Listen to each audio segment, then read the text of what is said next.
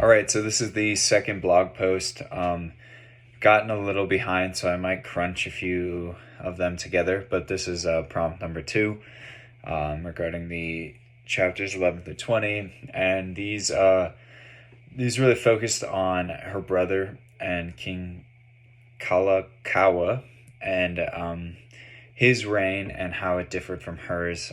He was very outgoing and he spent a lot more money, and we later learn that this leaves her to inherit kind of a declining economy in her empire or in her territory, that it was starting to go in debt. We learn that from the documentary that even the money he spent on the palace doubled because of the electric system he put in. It was very flashy, but on the other end of the spectrum, he also brought back hula and other things that were previously banned from the missionaries. So his reign and his leadership, while economically it probably wasn't the greatest, he definitely still had a lot of influence in bringing back culture and identity. And I think he was loved and beloved, but not as put up on a pedestal as Queen Lily would become. Um, what are Lily's views on Native Hawaiian people? How does she serve or advocate for her people? She's always going to be in that role to save indigenous culture.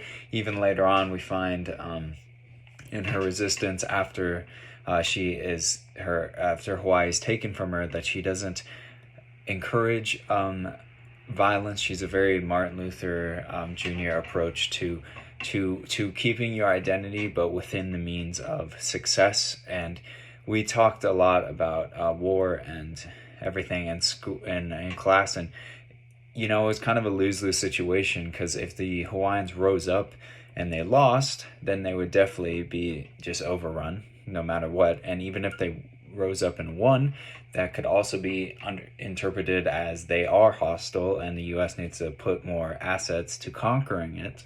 And kind of like how the battle Custer died at the Battle of Little Bighorn or Greasy Grass, and everybody and all the natives. This was like a major victory for them, but it also kind of sealed the nail to the coffin on their whole efforts, because it just made the U.S. Glorify Custer in the last stand that he made and send more assets to displace Native Americans for good and take more of their land away. So in conclusion, King Kalakaua was a good ruler, but he spent a lot of money and left Queen Lily with a brewing economic crisis. He was loved, but not as much as his sister. So.